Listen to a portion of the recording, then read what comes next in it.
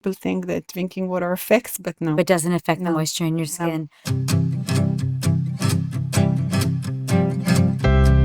Hello, and welcome to Hadassah on Call, New Frontiers in Medicine. I'm your host, Maayan Hoffman.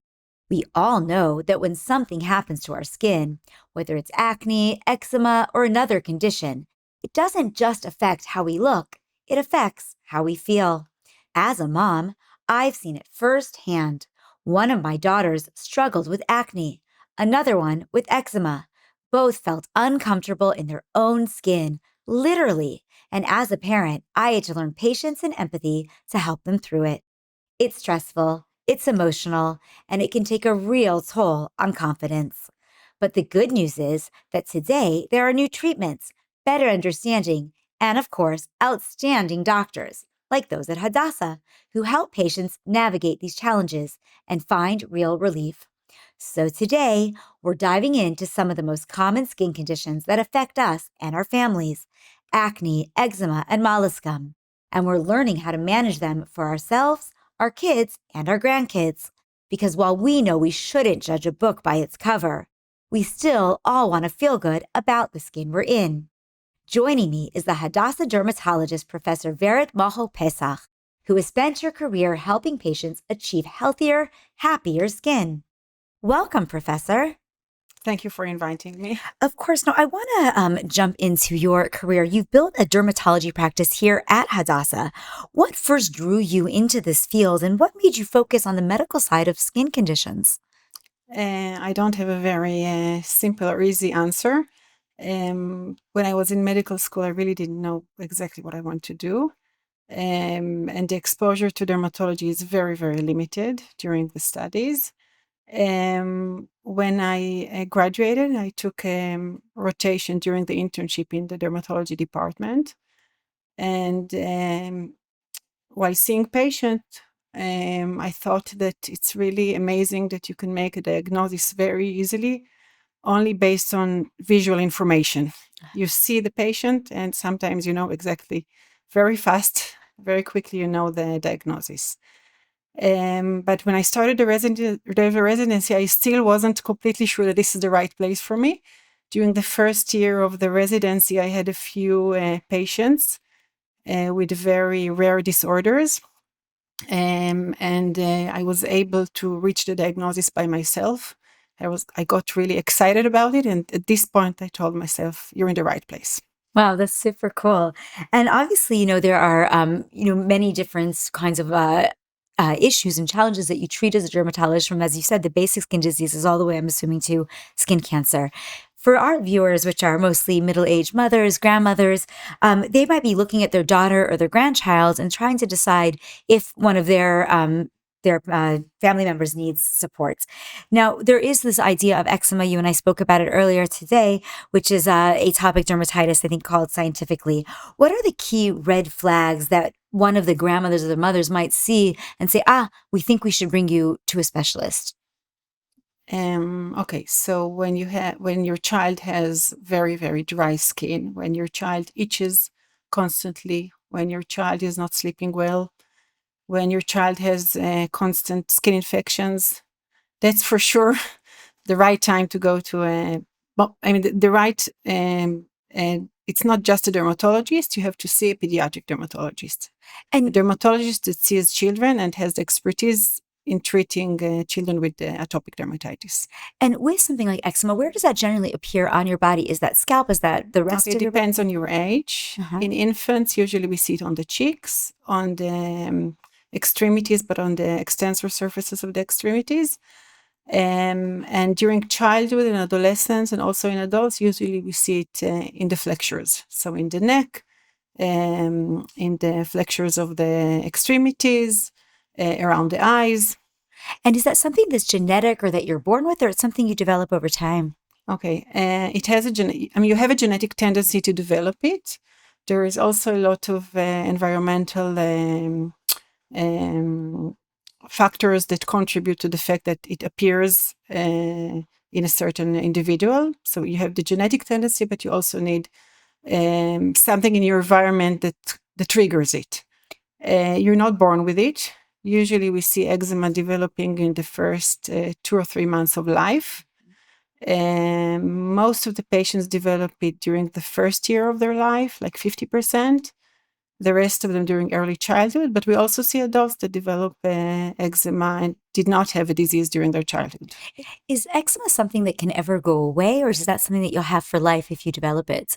Okay, so in infants and children, there is a tendency for the eczema to disappear or to become better with time.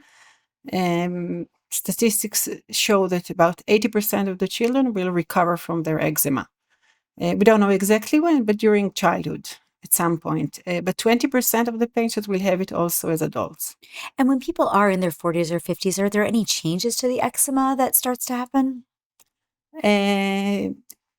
You do see more eczema in older patients, but I don't think 40 or 50 is the right age. What age would Usually 60, 70, 80, your skin becomes more dry, more thin, and then you can see eczema appearing.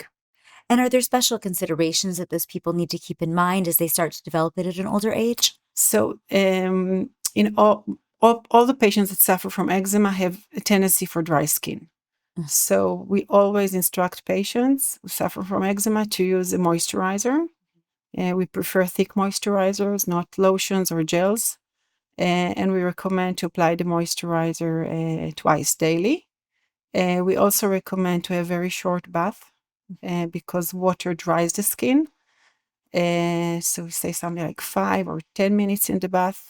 Then when you go out of the bath or the shower, you have to keep your skin a bit humid and apply the moisturizer on humid skin. And does drinking water also help in any way? No. Many people think that drinking water affects, but no. But doesn't affect the moisture in your skin. It's fascinating. Now, with eczema in children, what are the practical lifestyle or home steps that mothers or grandmothers can take to help the child sort of reduce the pain or the flares that they might have otherwise? Okay, so we already mentioned the regular use of a moisturizer twice a day, which is, it's not an easy task, but you have to do it. And the short bath or the short shower. It's better to use cotton than other fabrics for clothing because it's less irritating for the skin. If you know that there are certain triggers that exacerbate the skin condition in your child, so you have to try to avoid them. We know that many patients get worse when there is a warm environment. So using air conditioning in the room is something that you have, to keep the temperature not too high. It's also helpful. And all of that is external. So in other words, eczema, because it's external on the skin, really it's only what happens externally that impacts it.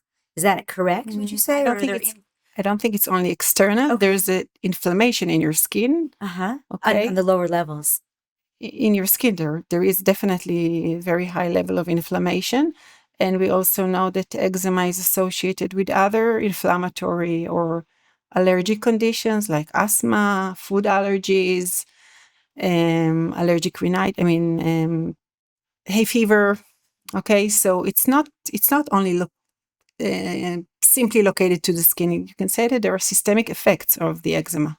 Yes. Usually in infants, you start with eczema, and then you see food allergy appearing, asthma later, and hay fever when the child grows. So does that mean that when a child comes in, you're a pediatric dermatologist, so when a child comes in and you see a child with eczema, do you start to think maybe we should check for other things? Usually I ask about other allergic conditions or atopic conditions in the family and in the child itself.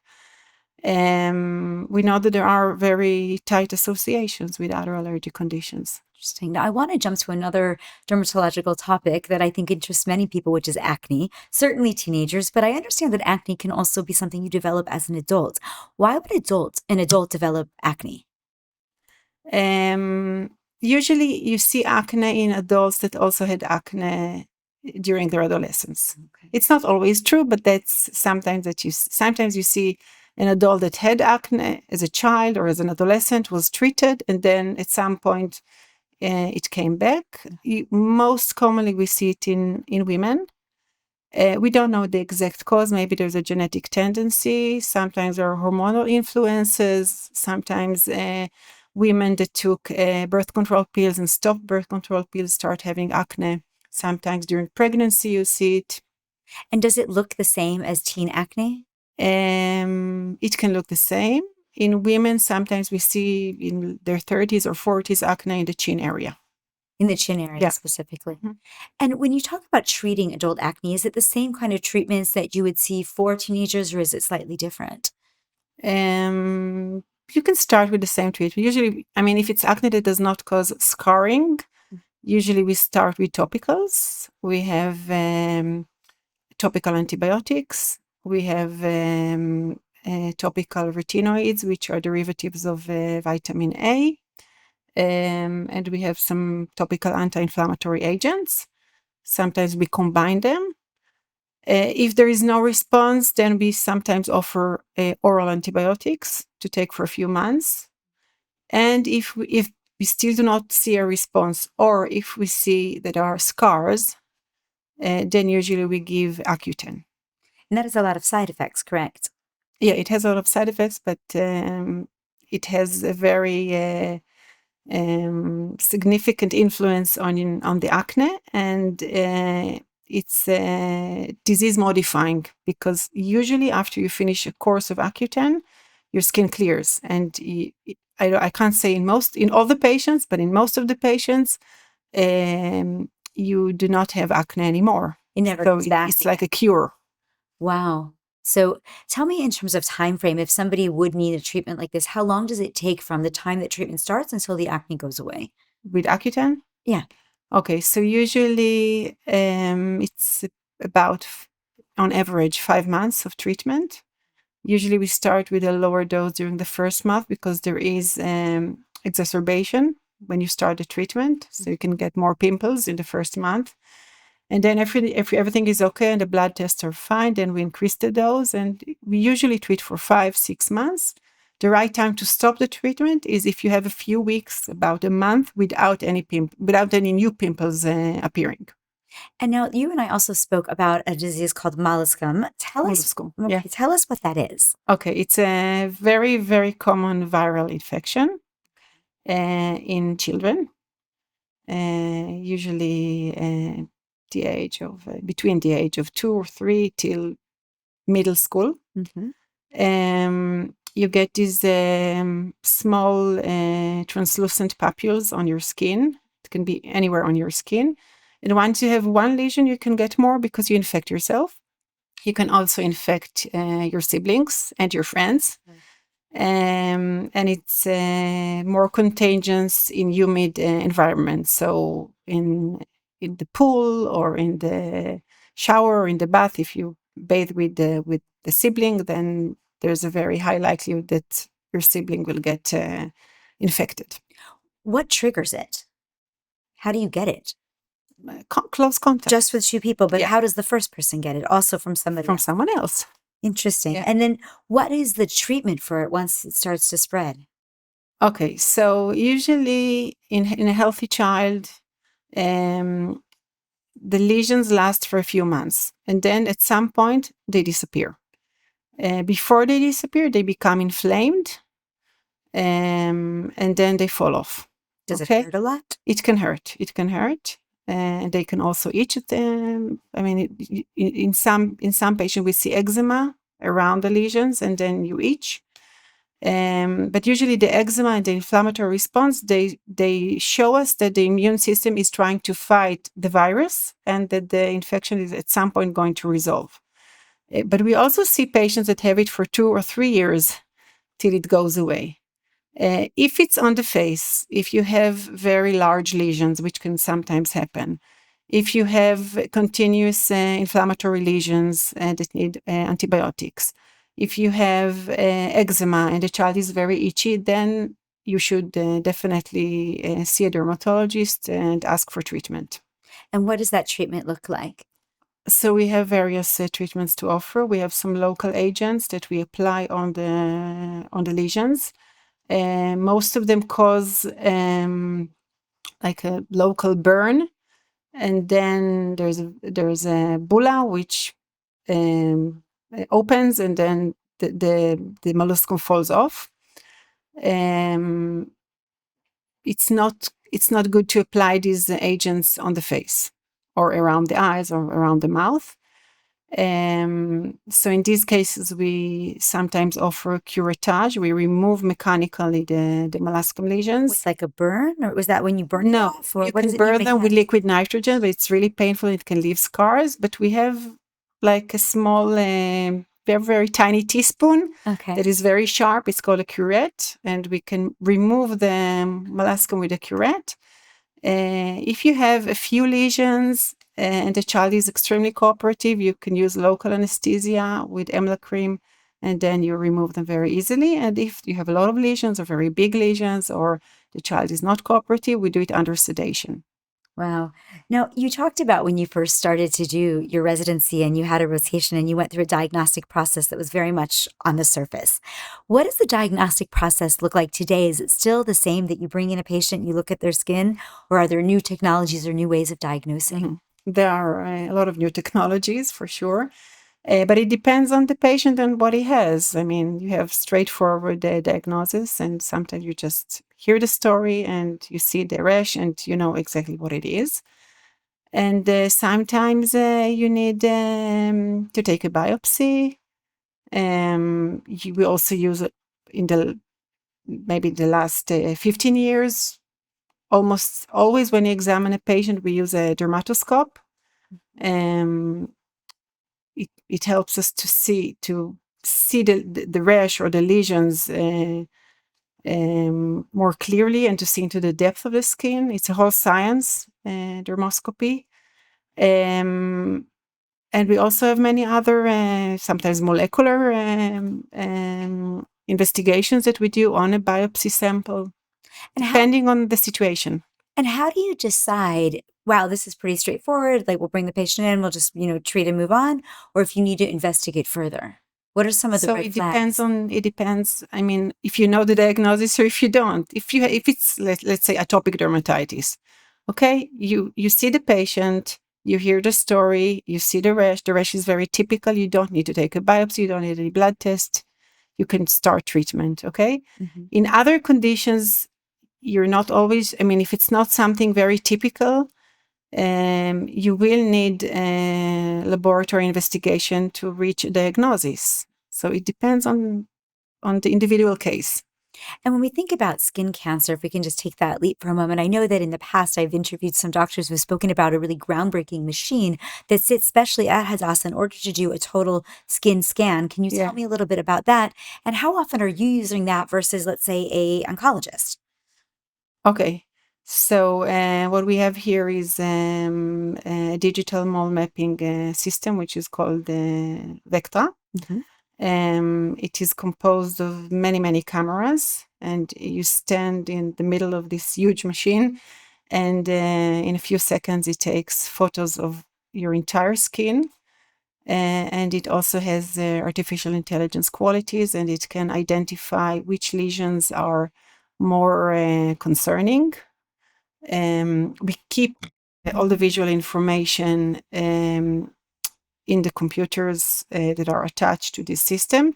And when the patients come for follow-up and takes another sessions of photos, the AI compares the new photos to those that were taken a few months ago, and they can see, and it can observe very, very tiny changes that we cannot observe with our eyes.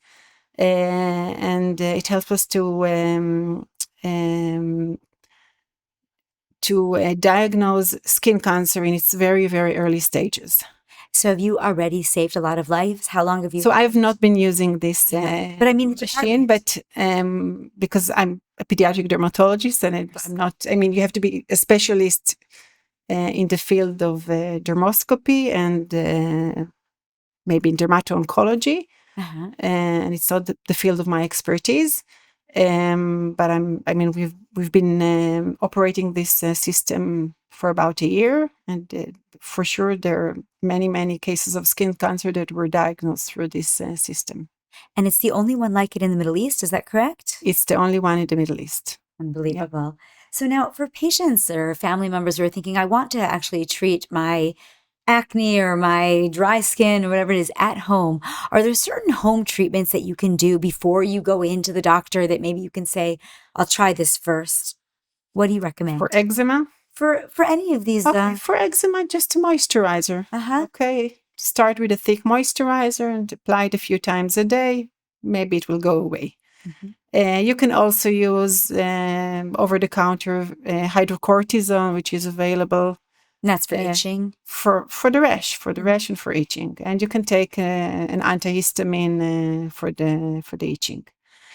For acne, I don't think that there are very effective homemade things that you can use. If you have pimples, you do need to see a dermatologist. When I was young, we used to use toothpaste. And when I told my children about this, they told me this just doesn't work. But I remember that that's what I used to try to put on. So sometimes, younger children are very reluctant to wash their faces, to have a skincare routine, to take care of themselves. What can you tell parents to help them be able to encourage their kids to keep their skin healthy? And in terms of a daily routine to avoid that acne, what do you recommend? Is it wipes? Is it soap? Or is there a special treatment? I don't think that there are any proven measures that you can take to prevent acne. There's a huge debate whether a diet can affect your acne. And currently there are no guidelines that recommend to change your diet. Really? I thought sugar, these things, dairy. So maybe sugar, but it's not proven. Maybe dairy products, but it's also not proven. So we do not recommend to do any dietary changes.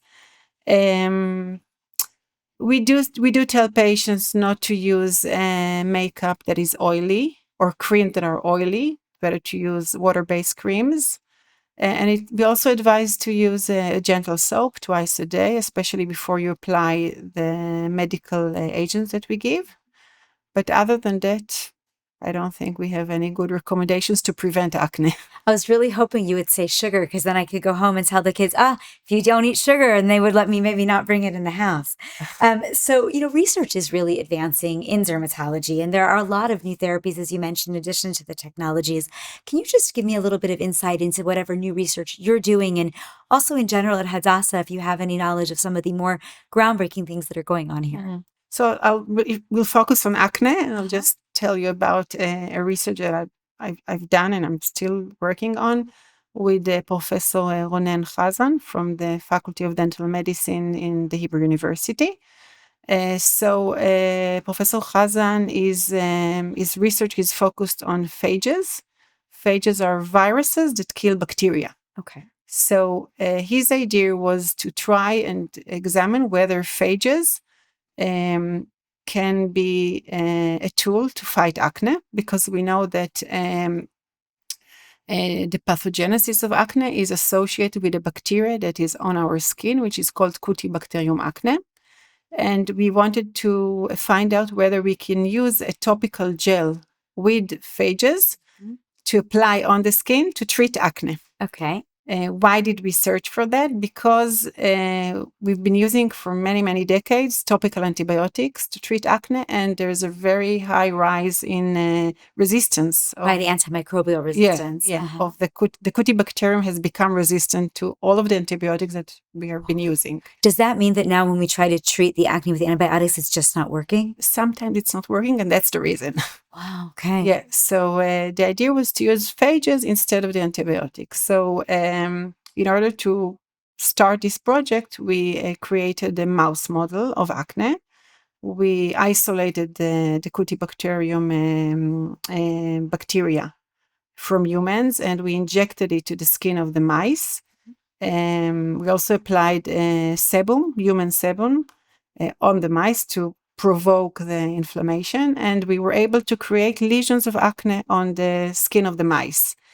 And then we had two groups, a group that was treated with the gel of the phages and a group that was treated only with the gel without the phages.